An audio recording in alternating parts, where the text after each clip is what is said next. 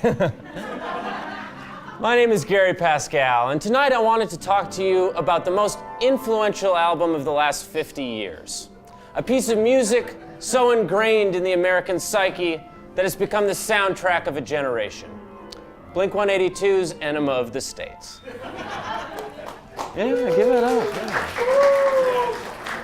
And yes, this did cost me $35 goddamn on eBay, and I don't own a record player. And yes, this is the Hot Topic limited edition color vinyl. Yeah, look at that. Blue raspberry flavor. It is that hard rock attitude that answers the question, is there a particular reason why you did that? With a resounding, go fuck yourself. If you're like me, these songs were the backdrop to the very first memories you were making entirely on your own. All the small things. All the small things was the only song attempted by me and my friend Andy in our junior high two-man rock group Capricious. It's a cool name, so whatever. My roommate in college almost got us kicked out of our dorm because he would not stop having 3 a.m. sing-alongs with his frat brothers to What's My Age Again. It's the only song he knew on guitar. He also liked to taunt people during beer pong by pulling one testicle up over his waistband and waggling it at people in a move that he called the quail breast. So we didn't live together sophomore year. And for me, specifically, the song Dysentery Gary led to a nickname that, hoo boy, really stuck. Hoo. For better or for worse, this album became the anthem of a generation. Adam's song let us feel what we all badly needed to feel.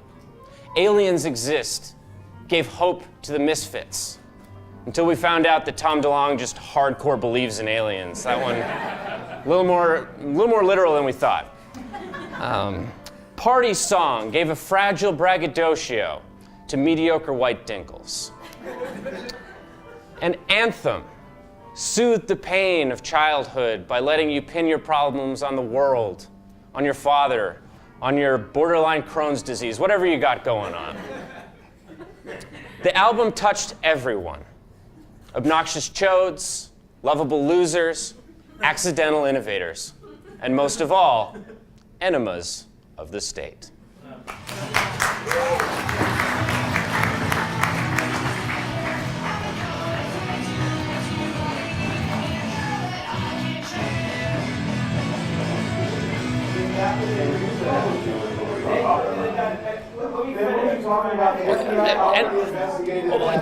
If I could just get a word in edgewise here, Don. If I would like to add something to the conversation, Don, I would like to add, Don, I am the chosen white race. I am the chosen white race. Okay? I got flat feet, a severe overbite, and a belly paunch that no amount of diet or exercise seems to put a dent in. I need glasses to see far away and a different set of glasses to read up close. My parents named me Lucas, and I love it. I go by Lucas. I've got a bad back, bad knees, bad ankles, and a bad attitude. I've got a family history of Alzheimer's, heart disease, colon cancer, kidney cancer, stomach cancer, skin cancer, and 3 of my uncles have gone deaf after participating in unsanctioned Tough Mudders. I've been outwitted by animals more times than I can count. I've got a super tiny penis, full-blown plantar fasciitis, and my skin is allergic to the sun. So yeah, I am the pinnacle of human evolution. Which I do not believe in. God created the earth 27 years ago, and he put dinosaur bones in the ground so that in 1991, television executives at ABC would have a fun, anthropomorphic dino family for the competitive Friday 8/7 Central Time slot. Look it up. You know, it wasn't long ago that white guys like me were tops in all the major categories. Wealth, power, hustle. and domestic terrorism. We were number one.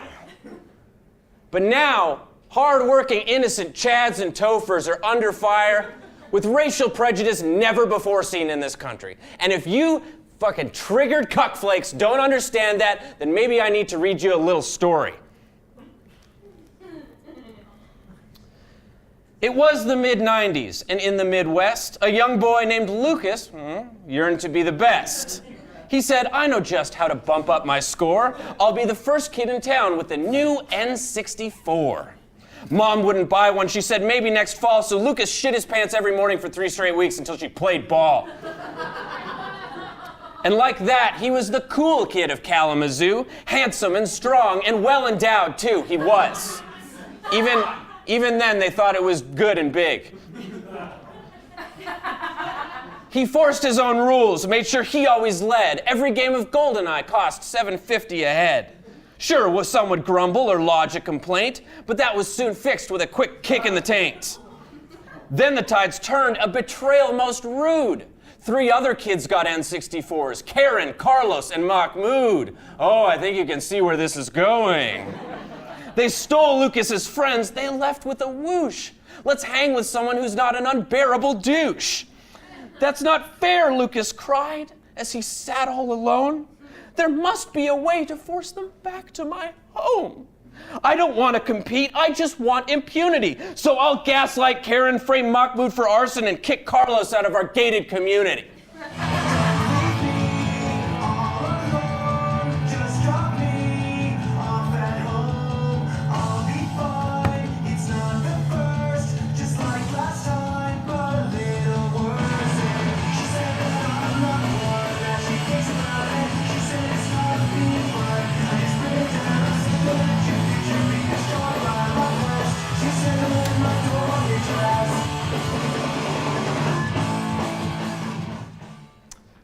Doug, Larry, how you doing, boys? Good to see you, good to see you. Oh man, the weather out there crazy, am I right? The rest of you don't know me. My name's Paul Shearing. I'm the creator and producer of the hit show Prison Break. What's up? And what can I say, baby? We back. Season 5 streaming right now. Now, Fox did decline to pick up Season 6, their loss, because they said the show turned into a revolving door of Michael and Lincoln breaking out of and then getting thrown into different prisons. Okay, fine, all right? But I'm not apologizing. That is not why I got into television, all right? I am saying cha-ching and hello to you good folks at ABC Family, because I have 8 new seasons of Prison Break to pitch to you right now. All right, let's kick it off. All right, number 1, all right, Michael breaks out of prison, but needs to find some way to clear his name. Turns out the only way to do that is for Lincoln to get himself thrown in prison, huh? Okay, let's change it up. All right, so let's start season 2. Michael and Link are both in prison, but on opposite sides of the country. So now Michael has to break out of his prison and travel cross-country, a road trip, and break out Link. What he doesn't know is Lincoln is breaking out of his prison and going cross-country, a double road trip, and they pass in Omaha like ships in the night. What's up, huh? Okay, I'll try something different.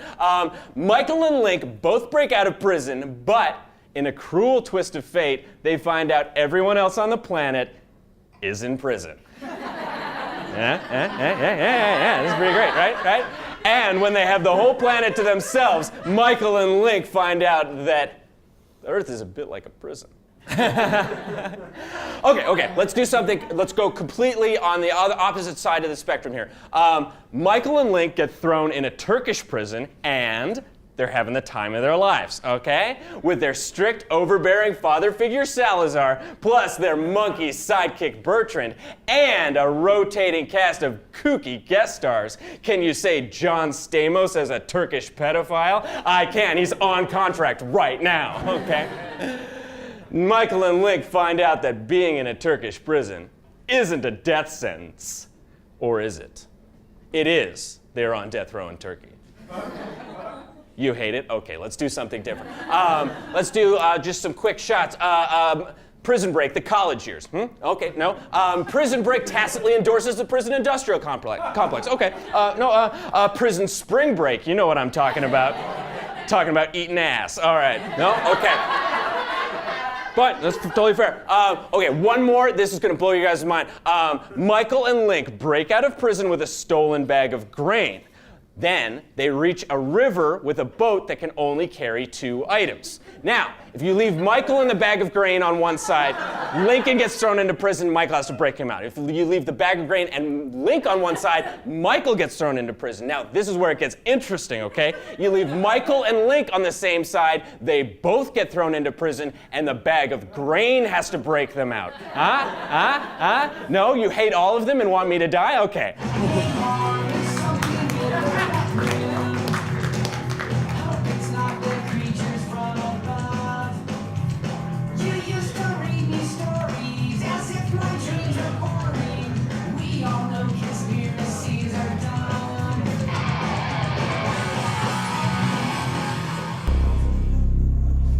Early this year, I set out to do something pretty challenging. I wanted to shift perception on an extraordinary topic that had already over 70 years of research, opinion, and frankly, quite effective disinformation.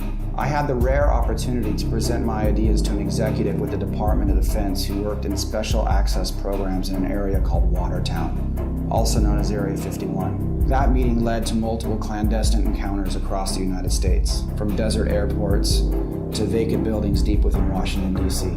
From these exchanges, I learned 3 things. 1, there are certain things that should never have been secret.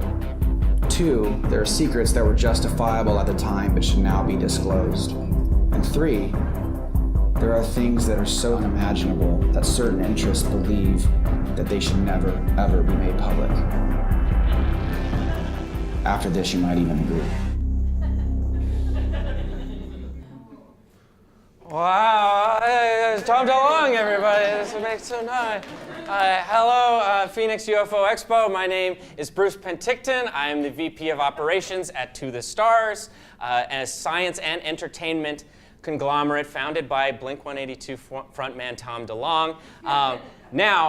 When Tom founded this company, he was inundated with all sorts of alien evidence and extraterrestrial life forms that he needed to investigate, so much so that it is the honest-to-God real reason that he left Blink-182.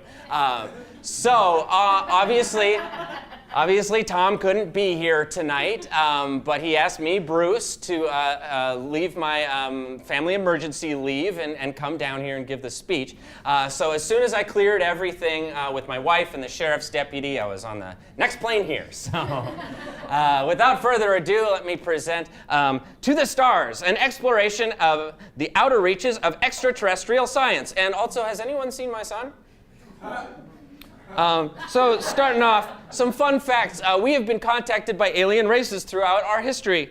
Our government has a vested interest in covering up these contacts. Has anyone seen my son? Okay.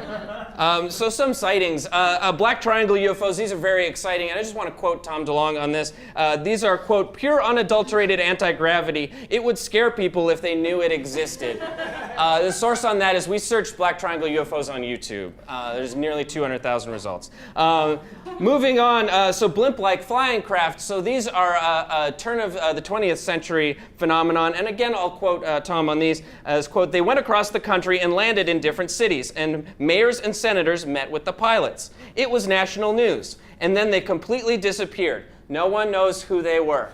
Our source on this one is Omaha Observer. They were just blimps. So some sightings of my son Kyle. So my son has appeared in his bed every morning for the past 10 years, but mysteriously did not appear yesterday. Source on that is I spent the morning looking for my son. So some details on this craft: a height approximately 700 feet tall. The build is a steel or plexiglass alien versions. And last seen above Sterling, Montana. So some details on my son. So this is an artist rendering of my son many years in the future that they said I might need, and that scares me a lot. My son, his height, 3 foot 6 inches tall. His name is Kyle. He's just trying out Kylo, but so far his mom says no way. His allergies include our pregnant cat Donahue. So some possible UFO explanations. These are unlikely, but you have to explore every option. So some UFO explanations. These alien craft are more likely helicopters, satellites, camera smudges, and random hearsay that targets vulnerable minds desperate to be unique and meaningful in an overcrowded world that often outwits them. No thanks. That makes me feel sad about myself. So possible Kyle explanations, again, unlikely. Blink-182 bassist Mark Hoppus kidnapped my son Kyle for his sweet truculent boy meat. Possible, but unlikely. Again, another unlikely option, my wife and I forgot him when we went camping yesterday. So we often have our hands full getting our 2 dogs in their crates. So I think that is a reasonable... moving on, this is the same one as with Mark Hoppus, but this time with Blink-182 drummer Travis Barker. Slightly less likely. But the most likely Kyle explanation is some aliens have done a Taken 3 on my son Kyle. And I shouted threats to the aliens in the skies that, like Liam Neeson, I possess a particular set of skills. Unfortunately, those are all trick shots with my new Titleist Scotty Cameron Select X putter. MSRP on that is $425. So if you have any information about maybe UFOs, but mostly my son Kyle, please let me know. The sheriff's deputy says that the first 48 hours are the most critical, and I already spent 6 making this presentation. So.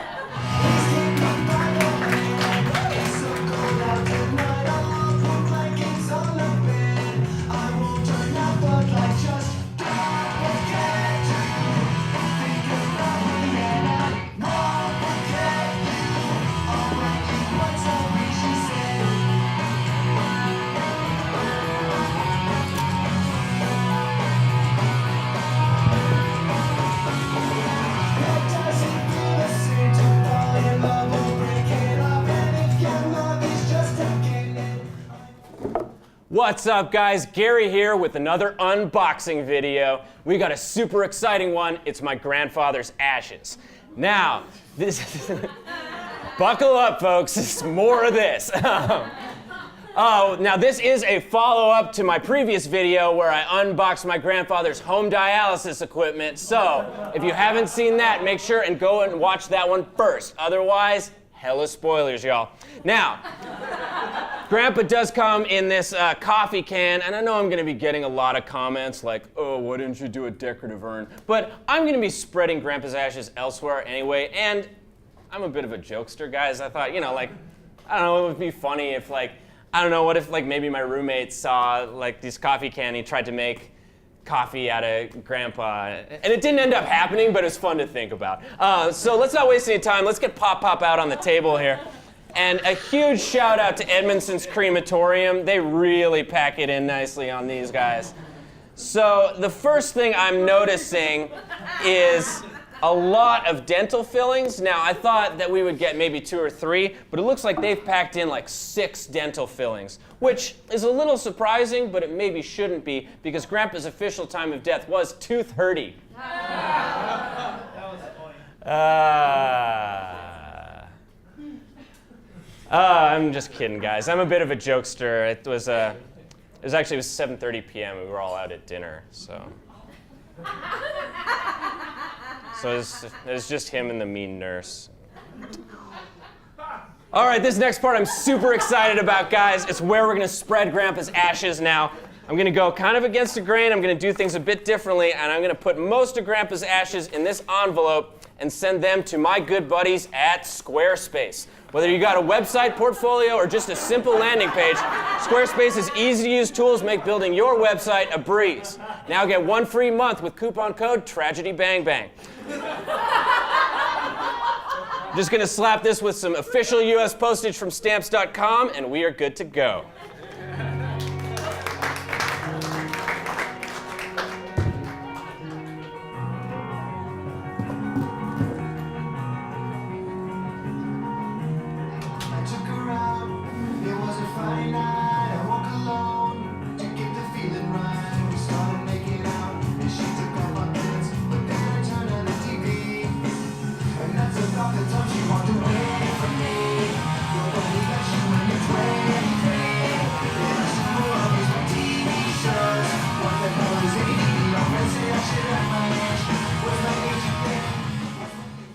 Oh my God, babe, it was fucking crazy, okay? So we finish up pre-gaming, we head to the arena, and Tucker's dad has got us like 6 seats, babe. They are insane. Like, we were so close, you can yell like super hurtful things at all the players, and it was nuts. I was going like, I was digging in on, hey buddy, hey buddy, can I get another Corona? I need another bucket of Coronas, bud.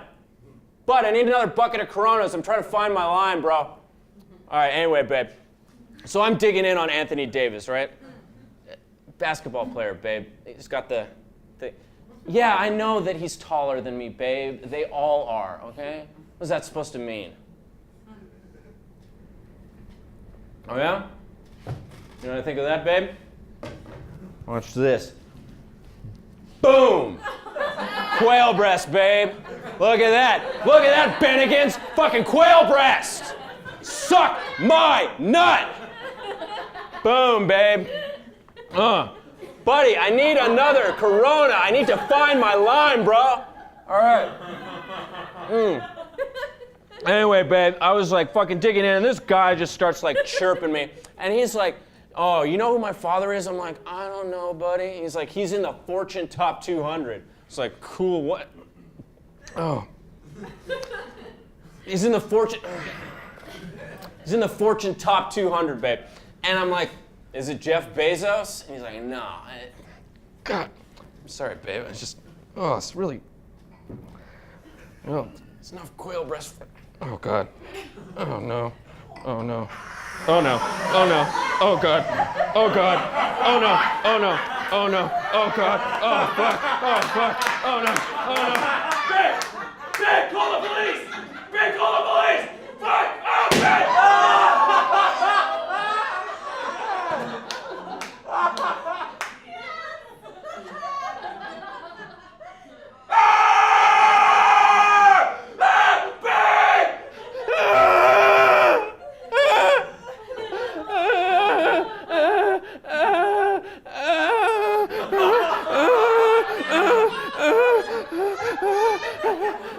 Babe, call the police!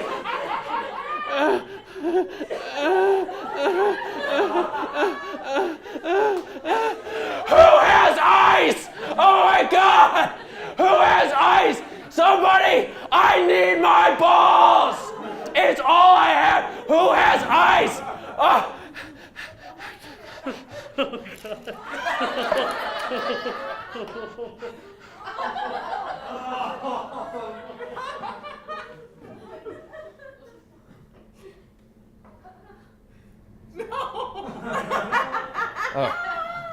Check, please.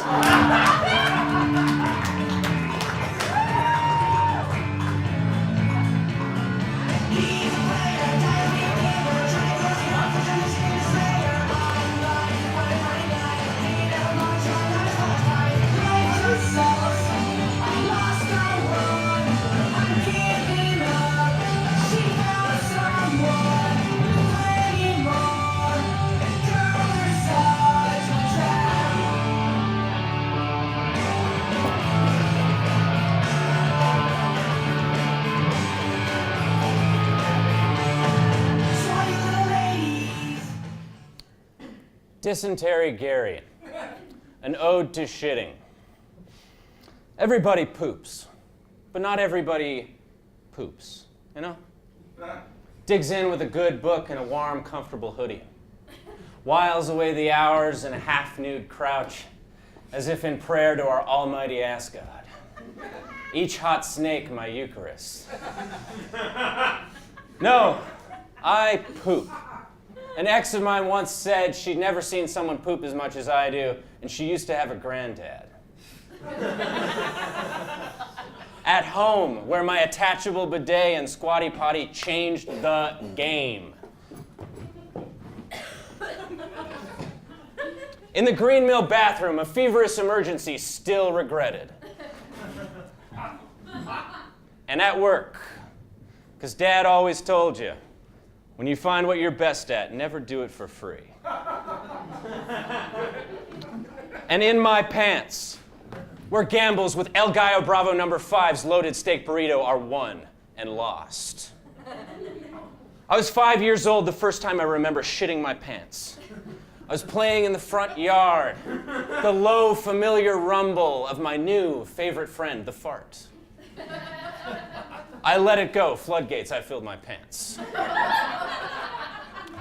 I walked inside, Mom cleaned me up, replaced my Superman underwear with a clean Spider-Man adorned facsimile. I walked back outside. I went back to play. I feel the low, familiar rumble. Surely this time was a fart. I let it go. Nope. I shit my pants twice in one day. Mom was pissed. 7th grade, math test. Everyone quiet. My nose starts to tickle and sting. Silence. Silence. Silence. Sneeze, fart, floodgate, C-.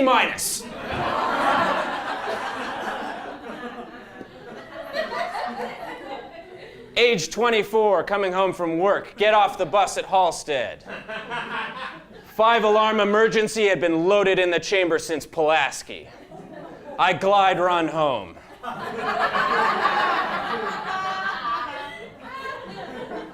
Precious seconds, precious seconds, precious shit seconds. I get to the bathroom door, locked. My roommate is inside, neck deep in his own steak burrito nightmare. Precious seconds, precious seconds, precious seconds. What to do? I glide run to the kitchen. I go under this sink, I grab a plastic bag, I walk out to the back alley. Buckle, zip, floodgates. It hits the bag like hail hitting a trampoline.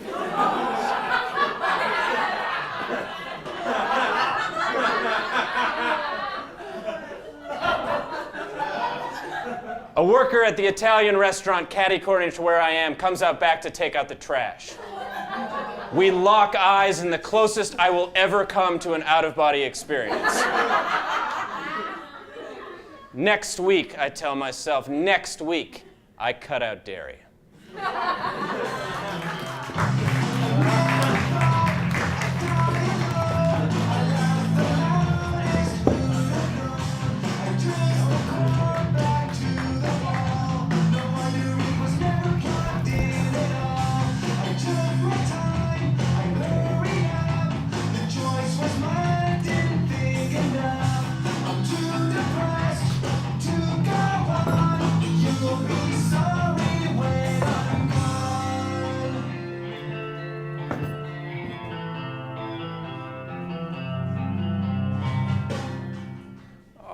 Hey there, folks. George Bailey here from Bailey Brothers Building and Loan. You know, back in 1946, I discovered the recipe to a successful business. It's pretty simple, really. You take a dash of competitive prices, a pinch of A-plus customer service, and a whole heaping tablespoon of manipulative threats of suicide. And this holiday season is no different, folks, because with our rock-bottom prices, if I don't earn your business, I'll kill myself. All right, our friendly and knowledgeable staff are standing by to create a portfolio that's right for you.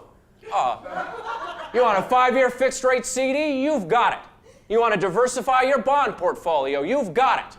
You want my children to grow up knowing their father? We will wait and see. I'll kill myself. Why not? I'm worth more dead than alive.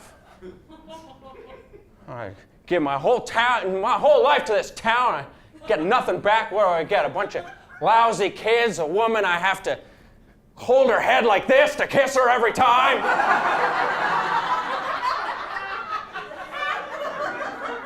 Oh, have some self-esteem, George. Oh, well, my self-esteem isn't in here. Oh, it's in Bill's opinion of me, and John's opinion, and 100 others. Buffalo gals, won't you come out tonight? Come out tonight. Come out tonight. Buffalo gals, won't you come out tonight and put a bullet in my brain?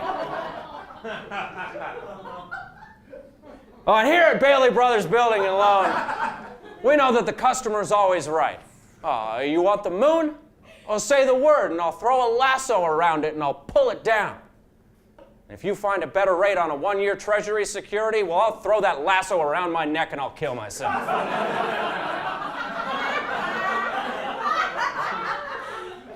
So come on down to Bailey Brothers Building and Loan, because I'll do it, and it'll be your fault.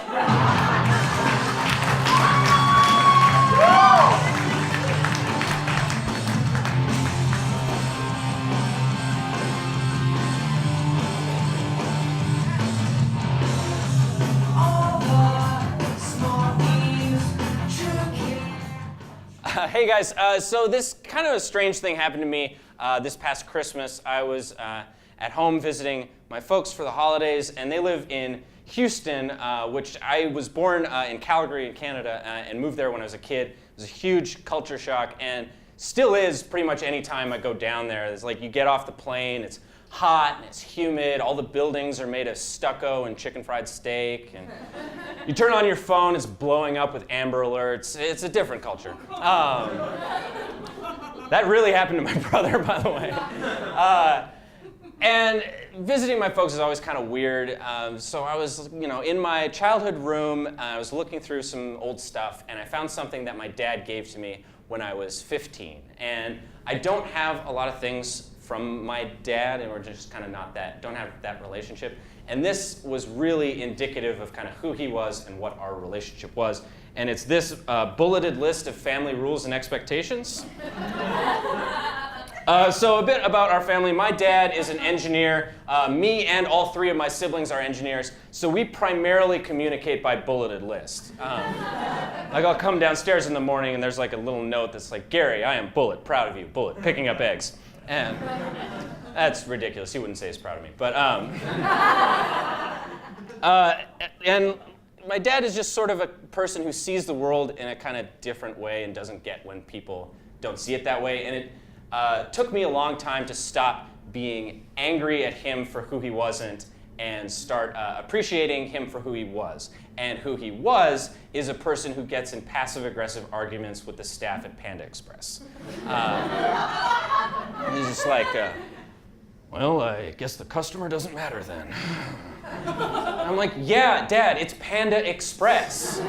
Their motto is like, in your mouth or in the garbage, we're just trying to get rid of this orange chicken. So I just wanted to read you guys some highlights from this list. So subsection A, family expectations, parentheses, high school. Pretty straightforward. Respect for parents and siblings, share tasks, participate in family activities, parentheses, to extent possible. But subsection 3 is where things go off the rails. This is basic provisions, parentheses, high school. Basic nutrition. Bed. Basic clothing requirements. Transportation for essential school activities lacking bus availability. That one I think is like, if the bus isn't running, maybe I'll give you a ride, bring a book. Basic medical, dental, and optical requirements, which I think is like, we'll take you to the dentist. If you get leukemia, let's talk. Subsection D, family privileges, parentheses, high school, which I guess my brother maybe got one that said, parentheses, junior high, and didn't include basic nutrition. I don't know. This one, private room, pretty good. Leisure access to common areas. I don't know if he was going to put in like a key card, like it's a hotel pool. I don't know what's going on there. Support of extracurricular activities, parentheses, 1 athletic and 1 non-athletic. I transferred that to 0 of either. Carpool school transportation, where advantageous. Eligible to host friends in the home. How about that? Which really describes me in high school as friend eligible. Transportation within reason for leisure activities. Discretionary school or team trips, parentheses, within reason. Reasonable, parentheses, limited vehicle use for qualified activities, parentheses, licensed driver. Don't know what that one is all about. And then last but not least, just bringing up the rear, general moral support. How do I love thee? Let me itemize the ways.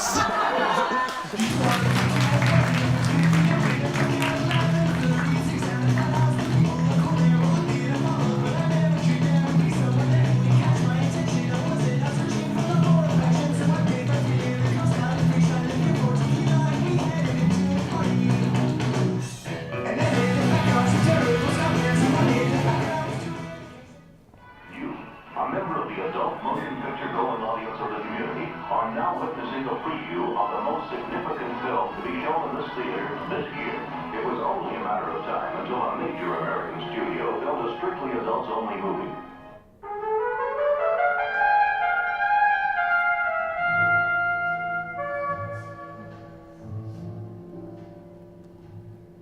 They say the only two things you can count on in life are death and taxes. Well, here in Fuck City, where we haven't had a new orgy in over 47 years because the one we started back on June 9th, 1971 hasn't fucking stopped yet. You can add one thing to that list. Pure unbridled intercourse 24/7, 369. That's right, Mayor Tilda Swinton beefed up the calendar with 4 more days of fucking. Here in Fuck City, everybody from the Wall Street spank bankers down to the down-and-out sliz lizards all obey one important rule. 100% enthusiastic consent. Seriously, everybody's into it, everyone's down, everyone practices active communication and respects every boundary, because otherwise this whole concept is a runaway freight train with Satan at the wheel. It's a city where every baby is born wet, glistening, and 18 years old. Me? I'm a private eye. The name's Gasm Fettuccine, but everyone calls me Fat Pete. I'm skinny as a twig, so I bet you can guess where I got that nickname. That's right. I used to be morbidly obese. Thankfully, I was able to cut the weight with a diet of non-stop fucking. But today the only thing I want to cut is the fuzz. And not in the good way where it makes my junk look bigger and I can shape it into a lightning bolt. No, I'm talking about the cops. The Fuck City PD was a little bit like the candle wax in the dominatrix scene from Wolf of Wall Street. Hot on my ass. That one's a deep cut. I draw on the ire of the cops during my pursuit of Fuck City crime boss Anthony Wet Charles Spew the Gooey Natusuni. Something about not following protocol and failure to reciprocate oral. It was a fair criticism. That shit is fucked up and not cool, gents. I take a rock hard left down a back alley and find myself dancing dung to cheek with Wet Charles himself. I try to double back, but Officer Fallopia Coxswain's got me pegged from the rear. Parlez-vous français? Because this menage a trois has just turned into an Eiffel Tower. I rack my brain for ideas, anything. But unlike last night when I hosted the All Creatures Welcome Nip Teas and Organ show, nothing came to me.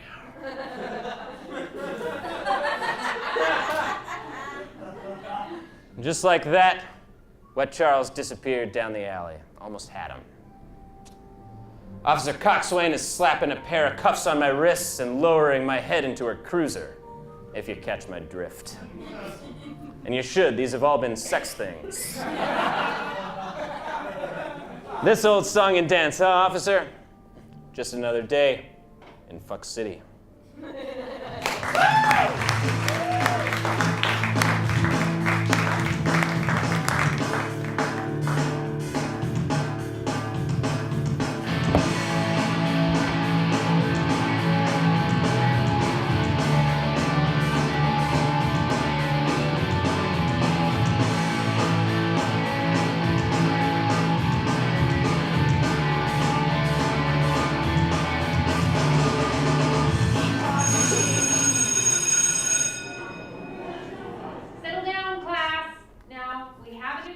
Joining us today. His name is Jeremy, and it says here he is from deep in the woods. So please give a warm lion's welcome to Jeremy and make him feel at home. Jeremy, why don't you come up here and share the little card you filled out? Oh my God. Hi. My name is Jeremy. My family just moved here from deep in the woods. A bit about us. My mom is the 2015 Kentucky Derby winner, and my dad is her trainer. They met at work. A bit about me.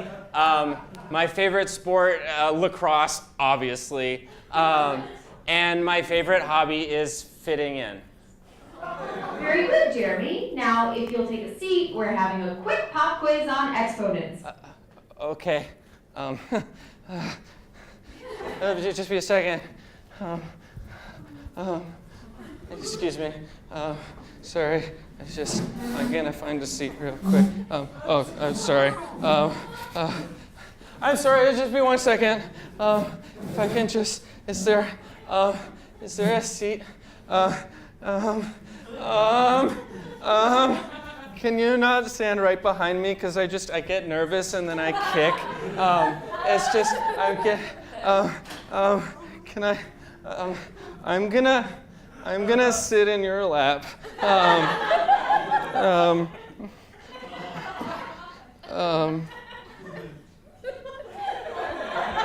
Am I poking you with the sharp things that are in this thing? Sorry. Here, do you want some oats? They're my favorite snack. Do you want some? No? You want, yeah. Just eat them dry, that's what I do. They're really good. They really taste good. I'm Jeremy, I'm from deep in the woods. What's your name? Will. Hi, Will. I hope we can be best friends. Anyway. Oh, I have to find my own seat? Okay, well, I hope we can be best friends.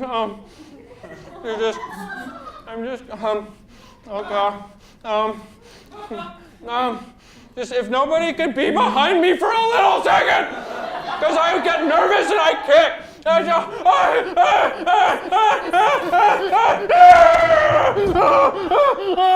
no! Will, I have to go to another school!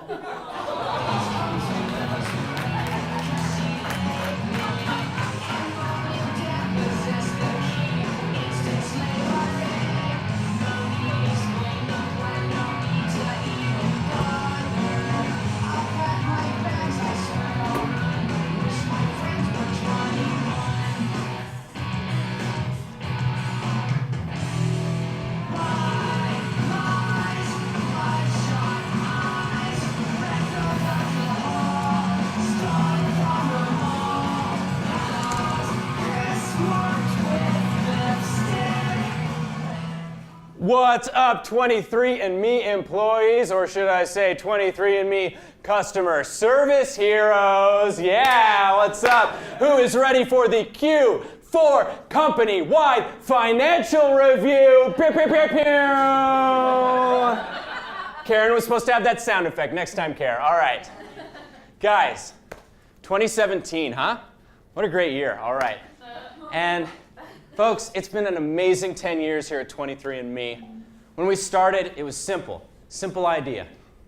You send in a small saliva DNA sample, and from that, we give you the key to mom, to dad, to grandma, to grandpa, to your entire genome mapped out right in front of you. And that's huge, but we can always be going huger, right? People are always asking me, Paul, why did you found this company? What's in it for you? Why do you do this work? And hey, here at 23andMe, we know that we do work a little differently, right? Because we have an open floor plan and snacks. So, with that in mind, I wanted to play you, instead of doing year-end bonuses and all that, I wanted to sing you guys a song that I wrote about why I really founded this company and what's in it for me, all right?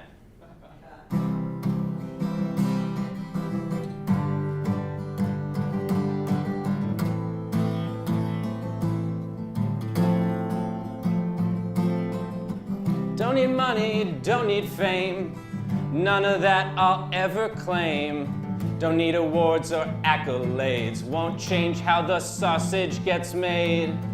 Only have one thing in mind, a target of a different kind. A little selfish, I must admit, I have a hardcore fetish for strangers' spit, so I started 23andMe. My dream fetish company. Why buy the cow when the milk's free and you send it all to me? at 23. And me, it's your spit in my bathtub. Want the secrets of your next of kin? I need your spit next to my skin. Want to explore all your past? Just hawk one on my gelatinous mass. No hesitating, please, no faltering. Just add to my boiling cauldron. Use our profile synthesizer and I'll use your spit as moisturizer. I started 23 and me. My dream fetish company, why? Buy the cow when the milk's free and you send it all to me at 23. And me, it's your spit in my homemade milkshakes. Wanna know where you swim in the gene pool? Send me a vial labeled Eugene's drool. Wanna know about your family? Just send me a hot, wet willy. I'll say your grandpa was Genghis Khan if you send me some of that frothy vom. Who came before you were alive? Just send me some of your hot spit because I found a 23 and me, my dream fetish company. Check the fine print, you all agreed when you sent it all to me at 23. And me, this year we'll see massive layoffs, guys. Sorry about that.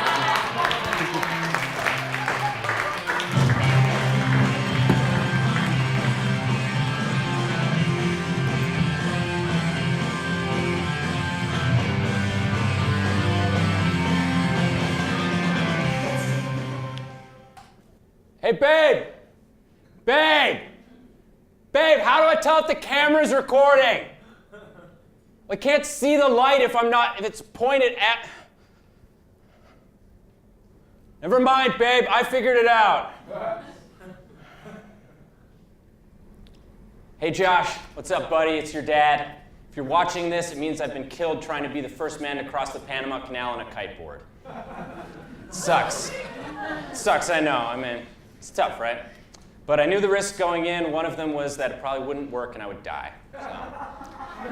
Hey, buddy, we raised a lot of awareness for sugar-free Red Bulls, so it's not all bad.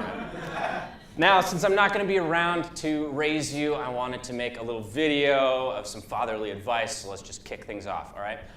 Number one, how to make friends. This is pretty tricky, to be honest. If you don't have an engaging personality, you're fucked. You're in our family.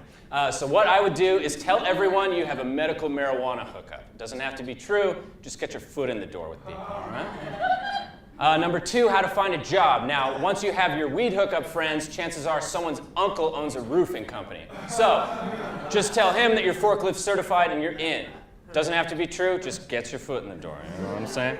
All right. Number three, how to hone your own personality. Now, this is the toughest part. You got to do something that's like easily repeatable, small, and really grating on your friends, you know? Something that answers the question, is there a particular reason why you did that? And you answer with, go fuck yourself, right? So for me, it was a quail breast, right? It's where I would pull one testicle up over my waistband and I'll waggle it at people. And it sounds like it's hard to do, but you gotta like kind of torque it. And it's gotta be like warm out too, right? So you just like torque the thing, and it's gonna look like an elephant wiping out on a skateboard, you know? Just like, but just, Josh, don't do that, okay? Quail breast is dad's thing, okay? Josh, anything else, quail breast, dad. Got it? Okay, cool. Number four, how to have your own kids. Now, trust me when I say that babies just happen. I mean, there's very little you can do to prevent them. We have very hardy seed, all right?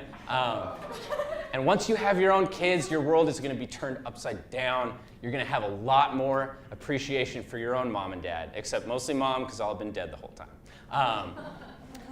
And when you have your own kid, it's like there's going to be moments that you're so proud of them and you're amazed by what they do and like you're amazed at how smart they are and how fast they're learning. And then there's going to be other times where they're sad and angsty and just mad at the world, and you wish so bad that you could just take some part of your brain that has all of its experience and perspective and like put it into their brain, like you have one of those Dumbledore jizz bowls of memories. You know those? You seen those movies, Josh? Have you seen those movies? They were super confusing for me. Anyway, you just gotta let your kid make his mistakes, make her mistakes, and fail and fuck up and try again and gain their perspective on the world. And you'll realize they're not perfect. They'll realize that the world's not perfect. They'll stop blaming the world. They'll stop blaming their father. They'll stop blaming their borderline Crohn's disease. And they'll kind of realize that we're all just trying to fit in and we're all basically kind of dipshits, right? Whoa. That was really deep. Man, I should write that down. Fuck. So, Babe! Babe, did you listen to my thing? Babe, what did I say after Jizz Bowl of Memories? What the? Well, I don't know, Josh. It's going to be lost forever. This camera's running out of battery, so I better get out of here. I just wanted to say, Daddy loves you. You're our little miracle, because after years of quail breasts and Dad's accident at Bennigan's, we were so sure I was sterile. Like, 100% sure. You are a real miracle, buddy. I love you. Bye.